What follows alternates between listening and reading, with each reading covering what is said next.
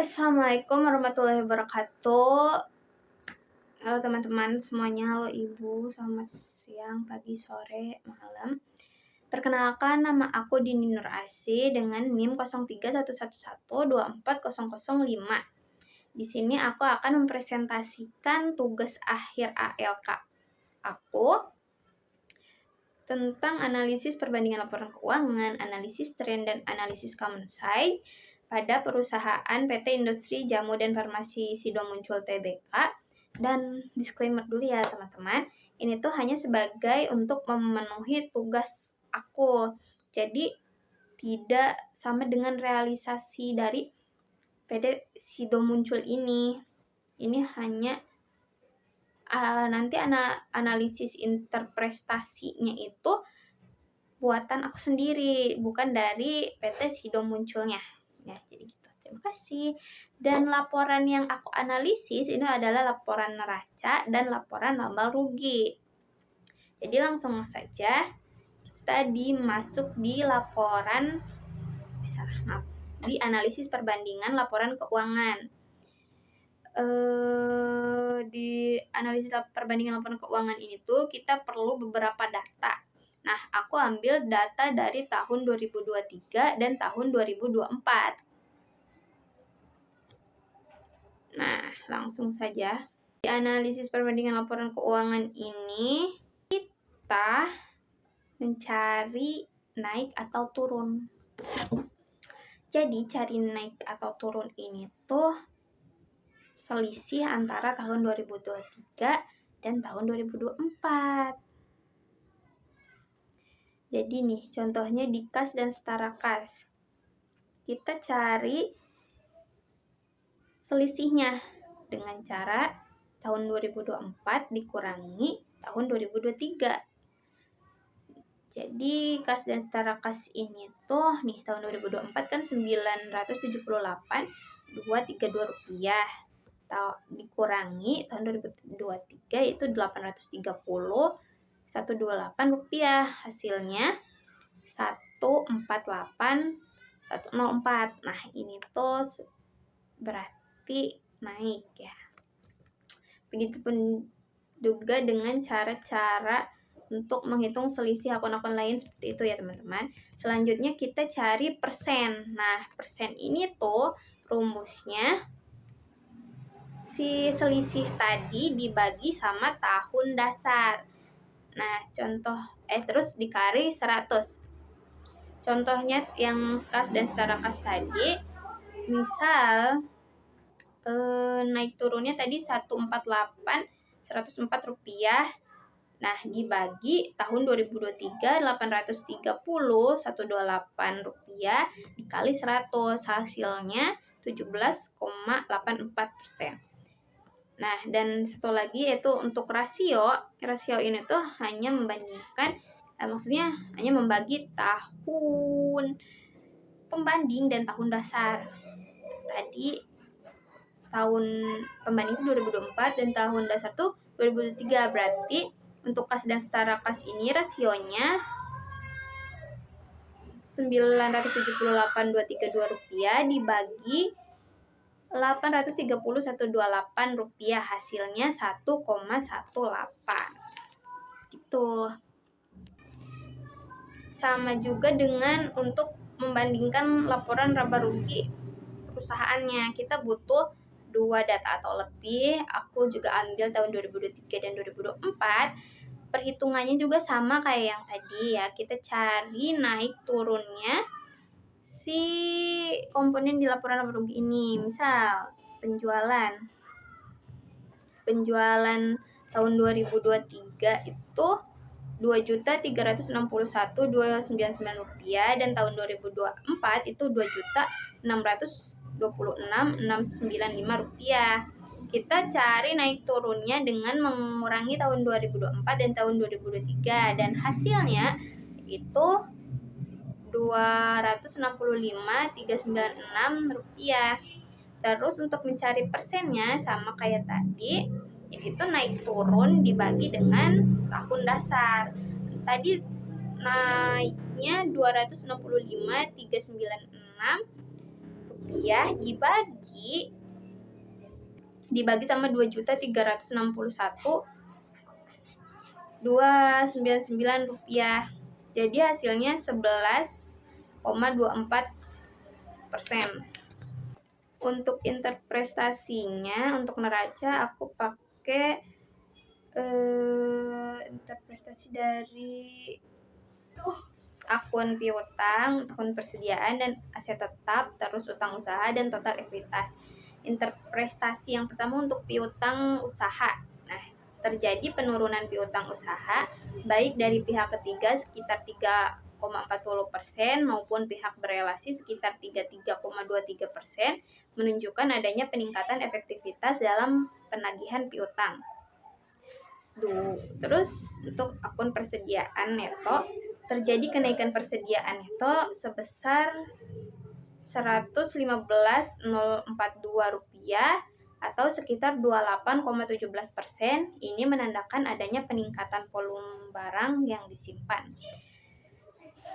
3. Aset tetap atau neto, terjadi penurunan aset tetap neto sebesar 45.419 rupiah atau sekitar 2,92% yang disebabkan oleh penjualan aset yang sudah tidak produktif. Utang usaha, penurunan utang usaha dari pihak ketiga sebesar 19.587 rupiah atau sekitar 11,96%, dan dari pihak berelasi sebesar 3.577 atau sekitar 15,25%, menunjukkan bahwa perusahaan telah melunasi sebagian kewajiban jangka pendeknya. Dari total ekuitas naik sebesar 251.927 rupiah atau sekitar 7,44% dari tahun 2023 sebesar 3.385.941 rupiah menjadi 3.637.868 rupiah pada tahun 2024. Nah, hal ini menunjukkan adanya pertumbuhan modal perusahaan baik dari laba yang belum ditentukan penggunaannya maupun ekuitas yang dapat diatribusikan kepada pemilik entitas induk. Terus interpretasi laba rugi. Yang pertama dari penjualan, terjadi kenaikan penjualan sebesar 265.396 rupiah atau sekitar 11,24%. Hal ini tuh menunjukkan peningkatan aktivitas operasional dan permintaan pasar terhadap produk perusahaan. Yang kedua, beban pokok penjualan. Terjadi peningkatan beban pokok penjualan sebesar 45.847 rupiah, sekitar 4,19%, dari tahun 2023 sebesar 1.093.394 rupiah menjadi 1.139.241 rupiah pada tahun 2024, yang berarti biaya produksi atau perolehan barang meningkat. Namun karena kenaikan penjualan lebih tinggi dari kenaikan HPP, perusahaan masih dapat mempertahankan margin laba yang baik. Ketiga, laba bruto. Laba bruto terjadi kenaikan sekitar 17,32%, lebih tinggi dari kenaikan penjualan yaitu 11,24%, menandakan efisiensi dalam pengendalian biaya produksi. Selanjutnya, laba periode perjalanan terjadi kenaikan sebesar 191.544 rupiah, sekitar 32,65% dari tahun 2023 sebesar 586.573 rupiah menjadi 778.117 rupiah pada tahun 2024, yang menunjukkan peningkatan signifikan dalam profitabilitas bersih perusahaan. Dan untuk selisih kurs karena penjabaran laporan keuangan terjadi peningkatan juga sebesar 11.014 rupiah atau sekitar 142,47% dari 7.731 rupiah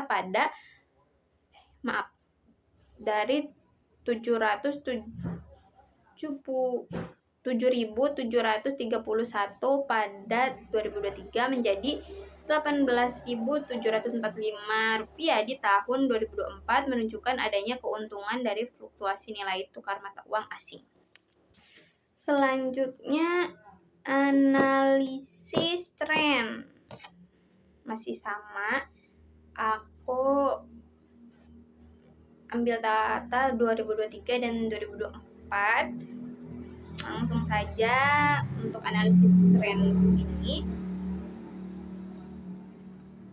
Rumusnya adalah tahun pembanding atau tahun 2024 dibagi tahun dasar tahun 2023 dikali 100. Nah, untuk contoh perhitungannya masih sama di kas dan setara kas. Jadi kita nih tahun 2024 itu senilai Rp978.232 dibagi tahun 2023 yaitu Rp128 hasilnya 117,84. Nah, segitu. Terus contoh yang lainnya misal di uang muka. Nah, rumusnya sama, yaitu tahun 2024 dibagi tahun 2023, jadi 73.996 dibagi 72.540, hasilnya 102,01. Nah, itu untuk neraca ya teman-teman. Dan untuk laba ruginya juga sama seperti perhitungan neraca, jadi tahun 2024 dibagi tahun 2023. Contoh di penjualan. Tahun 2024 itu penjualan ada 2.626.695 dibagi tahun 2023 itu 2.361.299 rupiah, hasilnya 111,24%. Langsung saja di interpretasi neraca. Jadi untuk yang pertama, untuk interpretasi neraca itu tahun dasar adalah piutang usaha tahun 2023 itu pihak ketiga neto sebesar 338.154 dan pihak berelasinya itu 450.568 rupiah. Dan piutang usaha tahun 2024 dari pihak ketiga neto sebesar 326.645 rupiah dan pihak berelasi yaitu 300.860 rupiah. Maka angka indeksnya adalah kayak tadi ya. Untuk piutang pihak ketiga berarti tahun 2024 dibagi tahun 2023, piutang pihak ketiga itu 326.645 dibagi 338.154 kali 100.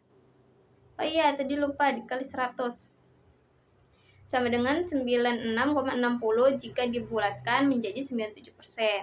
Untuk pihak berelasi yaitu 300 tahun 2024 itu 300.860 rupiah dibagi 450.568 rupiah dikali 100 sama dengan 66,77 dan dibulatkan menjadi 67%.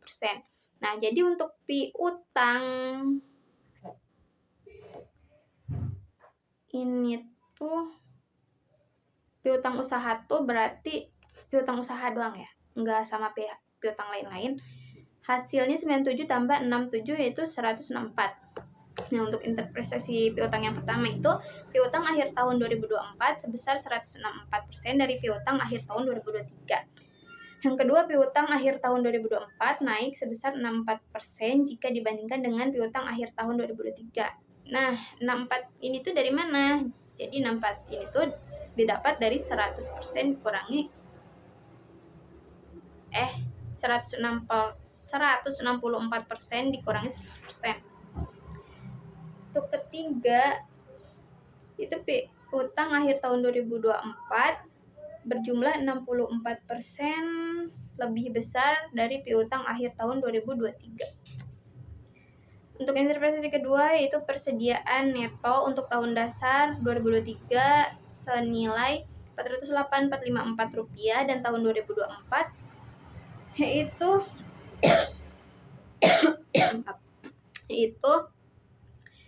untuk tahun 2024 yaitu senilai Rp523.496. Maka angka indeksnya adalah 523.496 dibagi 408.454 dikali 100% dan hasilnya 128%.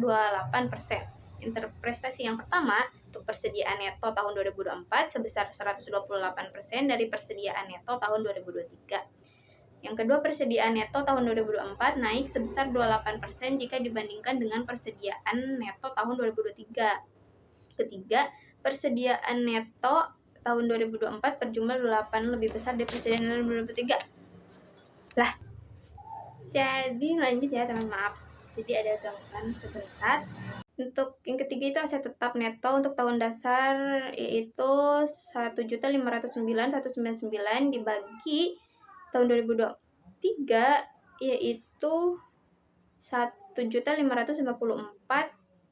Maaf, maksudnya untuk aset tetap neto angka indeksnya itu tahun 2024 1.509.199 rupiah dibagi 1.554.538 rupiah dikali 100% hasilnya 97%. Nah, interpretasi yang pertama itu aset tetap neto tahun 2024 hanya sebesar 97% dari aset tetap neto tahun 2023.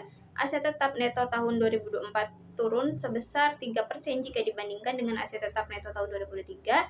Aset tetap neto tahun 2024 berjumlah 3% lebih sedikit dari aset tetap neto tahun 2023.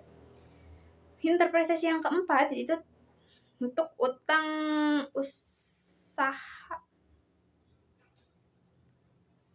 Nah, tahun 2003 itu ada dari pihak ketiga neto sebesar Rp163.742 dan dari pihak berelasi yaitu Rp23.456 dan utang usaha tahun 2024 dari pihak ketiga neto sebesar Rp144.155 dan dari pihak berelasi yaitu Rp19.879.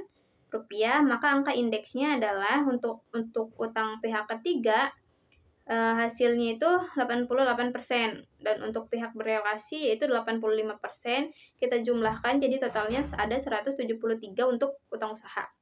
Interpretasi yang pertama yaitu untuk utang usaha akhir tahun 2024 sebesar 173% dari utang usaha akhir tahun 2023. Utang usaha akhir tahun 2024 turun sebesar 73% jika dibandingkan dengan utang usaha akhir tahun 2023. Utang usaha akhir tahun 2024 berjumlah 73% lebih kecil dari utang usaha akhir tahun 2023. Untuk tahun yang kelima itu total ekuitas. Total ekuitas 2023 itu 3.385.941 dan tahun 2024 3.637.868 rupiah dan angka indeksnya yaitu 107%. Terus total ekuitas tahun 2024 sebesar 107% dari total ekuitas tahun 2023. Dan yang kedua, total ekuitas tahun 2024 naik sebesar 7% jika dibandingkan dengan total ekuitas tahun 2023. Dan yang ketiga, total ekuitas tahun 2024 berjumlah 7% lebih besar dari total ekuitas tahun 2023. Untuk interpretasi laporan laba rugi, yang pertama di penjualan. Penjualan pada akhir tahun 2024 sebesar 2.626.695 sedangkan penjualan tahun 2003 adalah 2.361.299 rupiah. Maka angka indeksnya berarti 111%. Nah, jadi penjualan akhir tahun 2024 sebesar 111% dari penjualan tahun 2003. Penjualan akhir tahun 2024 naik sebesar 11% jika dibandingkan dengan penjualan akhir tahun 2023 dan penjualan akhir tahun 2004 berjumlah 11% lebih besar dari penjualan akhir tahun 2023. Yang kedua, untuk beban pokok penjualan pada akhir tahun 2024 sebesar 1.139.241 sedangkan beban pokok penjualan tahun 2003 adalah 1.093.394, maka angka indeksnya adalah 104%. Jadi beban pokok penjualan akhir tahun 2024 sebesar 104% dari beban pokok penjualan 2023. Selanjutnya, beban pokok penjualan akhir tahun 2024 naik sebesar 4% jika dibandingkan dengan beban pokok penjualan akhir tahun 2023. Terus, beban pokok penjualan akhir tahun 2024 berjumlah 4% lebih besar dari beban pokok penjualan akhir tahun 2023. Nah, untuk laba bruto pada akhir tahun 2024 sebesar 1.487.454, sedangkan laba bruto tahun 2023 adalah 1.267.905, maka angka indeksnya itu 117%. Jadi laba bruto akhir tahun 2024 sebesar 117% dari laba bruto tahun 2023. Laba bruto akhir tahun 2024 naik sebesar 17% jika dibandingkan dengan laba bruto akhir tahun 2023. Dan laba bruto akhir tahun 2024 berjumlah 17% lebih besar dari laba bruto akhir tahun 2023. Untuk laba periode berjalan pada akhir tahun 2024 itu sebesar 117, sedangkan laba periode berjalan tahun 2023 itu adalah 586.573 rupiah, maka angka indeksnya adalah 132%. Jadi laba periode berjalan akhir tahun 2024 sebesar 132% dari laba periode berjalan tahun 2023. Dan laba periode berjalan akhir tahun 2024 ini naik sebesar 32% jika dibandingkan dengan laba periode berjalan akhir tahun 2023. Untuk akun yang kelima itu selisih kurs karena penjabaran laporan keuangan pada akhir tahun 2024 sebesar 18.745, sedangkan pada tahun 2003 adalah 7.731. Maka angka indeksnya itu 242%. Nah, jadi selisih kurs karena penjabaran laporan keuangan akhir tahun 2024 sebesar 242% dari selisih kurs karena penjabaran laporan keuangan tahun 2023. Selanjutnya, selisih kurs karena penjabaran laporan keuangan akhir tahun 2024 naik sebesar 142% jika dibandingkan dengan selisih kurs karena penjabaran laporan keuangan akhir tahun 2023. Selanjutnya, ini analisis common size. Jadi analisis common size ini tuh agak beda ya teman-teman. Maksudnya beda tuh misal di laporan neraca nih. Misal di neraca kita mau cari analisis common size-nya tahun 2023. Jadi rumusnya tuh akun-akun aset tuh dibagi sama total aset. Begitupun dengan liabilitas. Akun-akun liabilitas dan ekuitas ini tuh dibagi dengan total liabilitas dan ekuitas kayak gitu. Misal di aset kita hitung uang muka deh. Uang muka untuk analisis common size tahun 2023 berarti nilai 2023 dibagi total aset. Jadi 2648 dibagi dengan total aset tahun 2023 yaitu 3.890.706 rupiah. Hasilnya 0,07. Dan jadi kalau semua akun aset dibagi terus hasil common size tahun 2023 dijumlahin, pasti hasil totalnya tuh 100%. Sama juga dengan liabilitas dan ekuitas. Misal contoh kita hitung beban akrual tahun 2023 itu senilai 109.979 rupiah dibagi dengan total liabilitas dan ekuitas yaitu 3.890.706 rupiah, hasilnya 2,83%. Kayak gitu ya teman-teman. Semua akunnya pun sama cara hitungnya seperti itu. Next ke cara untuk tahun 2024 juga sama cara ngitungnya kayak gitu. Untuk laporan laba rugi ini tuh dibaginya sama penjualan.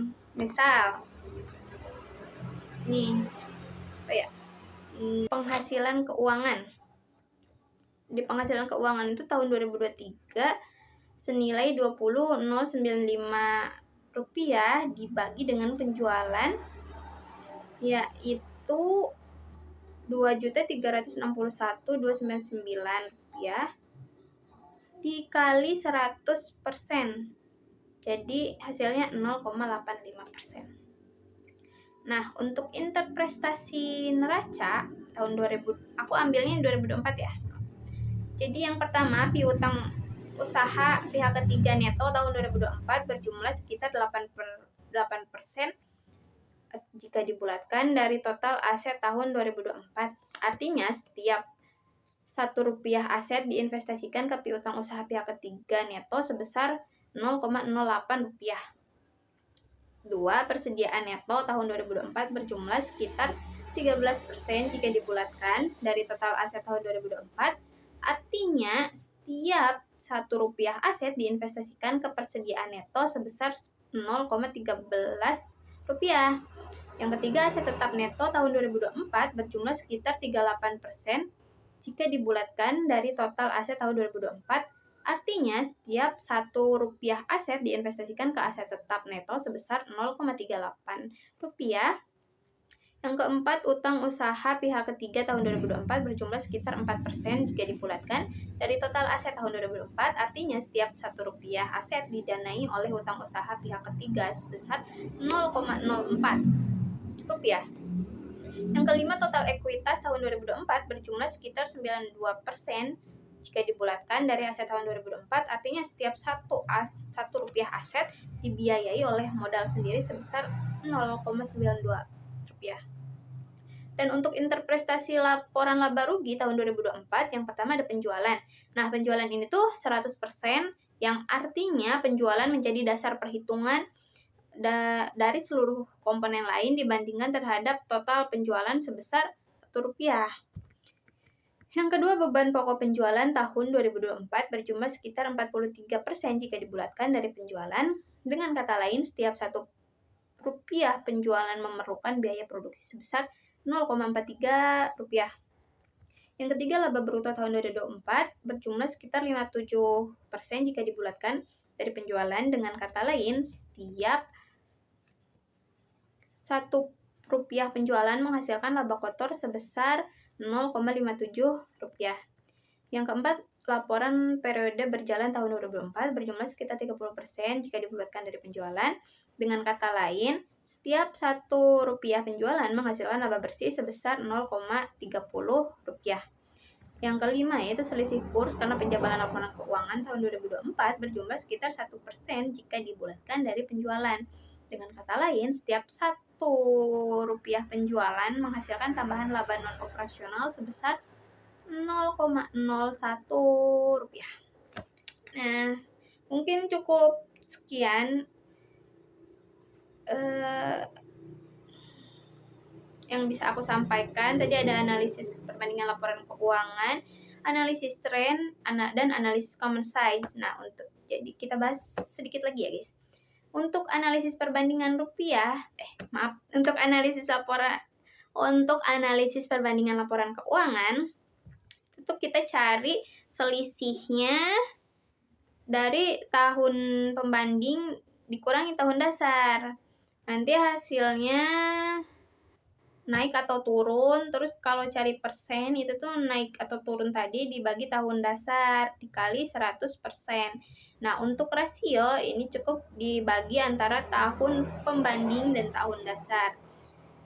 Dan untuk analisis tren, kita cari angka indeksnya, yaitu dari tahun pembanding dibagi tahun dasar dikali 100%. Dan untuk analisis common size, ini tuh kalau di neraca berarti